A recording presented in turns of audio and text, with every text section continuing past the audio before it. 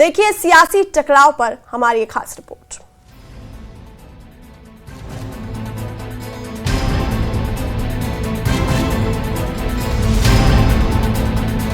जम्मू कश्मीर में राज्य के दर्जे को लेकर सियासत एक बार फिर गर्मा गई है।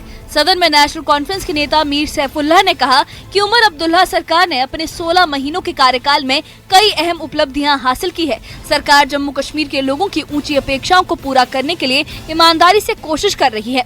उनका दावा है कि एनसी का इतिहास त्याग और जनता के हित में काम करने का रहा है। 1 साल कुछ महीने हो गए। अगर अचीवमेंट्स की बात करें तो ऑनरेबल मेंबर्स ने उन अचीवमेंट्स के बारे में बात की। मैं एक जुमले में ये कहूँ कि 1 साल के अंदर जितने भी अचीवमेंट्स गवर्नमेंट के हैं वो काबिल तारीफ़ हैं, उसमें कोई दो राय नहीं है। और आगे के लिए भी इंशाल्लाह ये गवर्नमेंट काम करती रहेगी और वो काम जो होंगे लोगों के मुफाद के लिए होंगे, लोगों की खुशहाली के लिए होंगी, लोगों की मुश्किलात और तकालीफ दूर करने के लिए वो काम होंगे। नेशनल कॉन्फ्रेंस का नाम अगर मैं कहूँ एक लफ्ज़ में तो मैं इसको स्ट्रगल कहूँ, जद्दोजहद कहूँ, कोशिश कहूँ, कश्मकश कहूँ। क्योंकि नेशनल कॉन्फ्रेंस जब से मोरिद वजूद में आई 1931 से हम बात करें या 1947 से आगे बात करें तो नेशनल कॉन्फ्रेंस और इसकी लीडरशिप ने हमेशा रियासत जम्मू कश्मीर के लोगों के बेहबूदी के लिए, उनके जमहूरी हुकूक को बहाल करने के लिए काम किया है। मीर सैफुल्लाह ने केंद्र सरकार पर आरोप लगाते हुए कहा कि लगातार केंद्र की सरकारों ने जम्मू कश्मीर के लोगों की आवाज को कुचलने की कोशिश की। उन्होंने कहा कि लोगों के मौलिक अधिकार और विशेष अधिकार छीने गए, राज्य का दर्जा खत्म कर जम्मू कश्मीर को केंद्र शासित प्रदेश बना दिया गया। उन्होंने बीजेपी नेताओं से भी राज्य की बहाली के लिए कोशिश करने की अपील की। ये रियासत, मैं अपने मेरे साथी उस तरफ बैठे हैं, मैं इनसे कहना चाहूंगा ये रियासत सिर्फ हमारी नहीं है, ये रियासत सिर्फ हमारी नहीं है, ये सरजमीन सिर्फ हमारी नहीं है, ये आपकी भी है।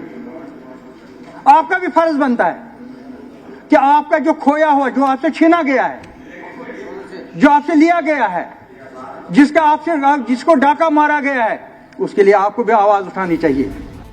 एनसी नेता ने साफ किया कि पार्टी का एजेंडा बिल्कुल साफ है। अनुच्छेद 370 और 35A के साथ साथ राज्य के दर्जे की बहाली। मीर सैफुल्लाह ने दावा किया कि एक दिन जम्मू कश्मीर को उसकी ऑटोनॉमी जरूर वापस मिलेगी। ऑनरेबल सुप्रीम कोर्ट ने क्लियर कट डायरेक्शन दी कि रियासत जम्मू कश्मीर के अंदर इलेक्शन होते ही स्टेटहुड बहाल किया जाएगा। ये सही है स्पीकर साहब या गलत? ये सही है। एक बात। दूसरी बात, ऑनरेबल प्राइम मिनिस्टर साहब ने ये कहा कि हम स्टेटहुड रियासत के अंदर बहाल करेंगे। Honourable home minister of India ने कहा कि हमें स्टेटहुड बहाल करना है रियासत जम्मू कश्मीर के अंदर। ये इलेक्शन पहले की बातें हैं। मुझे बताइए, एक पार्टी एजेंडा बनाए, इलेक्शन एजेंडा, ये किस पर बनाएगी? ये ऐसे स्टेट के लिए बनाएगी जहां स्टेटहुड बहाल हुआ होगा। ये ऐसे, क्योंकि कमिटमेंट थी, एश्योरेंसी थी, प्रॉमिसेस थे ऑनरेबल प्राइम मिनिस्टर का, ऑनरेबल होम मिनिस्टर का, ऑनरेबल सुप्रीम कोर्ट का। जब उनकी एश्योरेंसेस थी कि एक स्टेट हम बहाल करने जा रहे हैं, तो एक पॉलिटिकल एजेंडा जो बना, जो सियासी एजेंडा, इलेक्शन एजेंडा जो बना, उसी बुनियाद पे बना। इसी के साथ मीर सैफुल्लाह ने 2014 के पीडीपी बीजेपी गठबंधन को विशेष दर्जा खत्म होने का जिम्मेदार ठहराया। उन्होंने आरोप लगाया कि पीडीपी ने बीजेपी के साथ गठबंधन कर जम्मू कश्मीर को संकट में डाला। उनके मुताबिक पीडीपी सरकार के दौरान लोगों की इच्छा के बिना जीएसटी जैसे कानून लागू किए गए, बुलडोजर कार्रवाई शुरू हुई और एनआईए को खुली छूट दे दी गई। उन्होंने पीडीपी की हीलिंग टच नीति को युवाओं के उत्पीड़न का जरिया बताया। 2014 में जब पीडीपी और बीजेपी का अलायंस हुआ, वो अलायंस अनहोली अलायंस था। वो अलायंस ऐसा अलायंस था जिसका कहीं मंजिल नहीं था। नतीजा ये हुआ कि उसके उसी दिन इस तबाही की बुनियाद शुरू हुई और उसी दिन तबाही होगी। अगर वो 2014 का अलायंस नहीं होता, मुझे पूरा यकीन है कि शायद इस वक्त भी हमारी स्टेट यहां पर मौजूद होती। लेकिन जो एक पहले अलायंस, फिर कंट्रोवर्सी, जो इनकी कंट्रोवर्सी और अलायंस रहा, उस कंट्रोवर्सी और उस अलायंस ने ये जो आज हम देख रहे हैं, आज जो तबाही रियासत जम्मू कश्मीर की हो गई है, ये तो उसी की वजह है। बीजेपी नेता राजीव जसरोटिया ने एनसी के आरोपों को खारिज करते हुए कहा कि अनुच्छेद 370 अब इतिहास बन चुका है और इसकी बहाली या ऑटोनॉमी देने का कोई सवाल ही नहीं है। उन्होंने कहा कि बीजेपी ने हमेशा जम्मू कश्मीर के देश के साथ पूर्ण एकीकरण के लिए काम किया, जबकि एनसी ने लंबे वक्त तक अलगाव की राजनीति की। उनके मुताबिक 5 अगस्त 2019 को बीजेपी ने अपना लक्ष्य हासिल किया।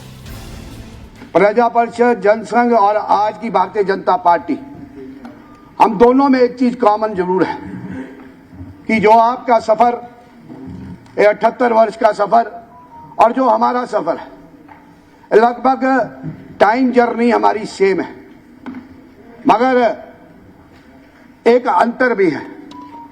आपके जो सफर का लक्ष्य था, आपके सफर का लक्ष्य सत्ता प्राप्ति था, हमारे सफर का, हमारे संघर्ष का लक्ष्य इस रियासत जम्मू कश्मीर की total integration of Jammu and Kashmir with the rest of India. Rajeev Jasrotia ने एनसी सरकार पर चुनावी वादे पूरे न करने का आरोप लगाया। उन्होंने कहा कि रोजगार, डेली वेजेस की नियमितीकरण, सड़क, स्वास्थ्य और बिजली जैसे मुद्दों पर कोई ठोस प्रगति नहीं हुई। बीजेपी नेता ने ये भी आरोप लगाया कि प्री बजट बैठकों के बावजूद बीजेपी विधायकों को नजरअंदाज किया जा रहा है और उनके विधानसभा क्षेत्रों के साथ भेदभाव हो रहा है। चीफ मिनिस्टर साहब ने पिछली बार सब स्टेक होल्डर्स थे, उनको ऑन बोर्ड लिया।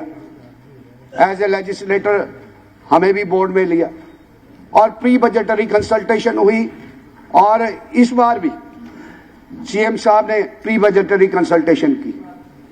मगर जो आज अनुभव में आया है इन 2 दिनों में और 1.5 साल, 15 महीने, 16 महीने में जो हमने फील किया, महसूस किया है, लगता है चीफ मिनिस्टर साहब बैठे हैं, आपने उस तरफ का ज्यादा ख्याल रखा है, क्योंकि जो फिगर, जो आंकड़े हमने 2 दिनों से सुने हैं कि इस तरफ के साथियों का कोई ज्यादा ख्याल रखा नहीं गया। अनुच्छेद 370 को लेकर जम्मू कश्मीर की सियासत में टकराव और तेज हो गया है। एक तरफ नेशनल कॉन्फ्रेंस विशेष दर्जा और राज्य के दर्जे की बहाली की मांग कर रही है, तो दूसरी तरफ बीजेपी इसे बंद अध्याय बता रही है। आने वाले दिनों में ये मुद्दा राजनीतिक गलियारों में और गरमाने के आसार हैं। Bureau report, news 18।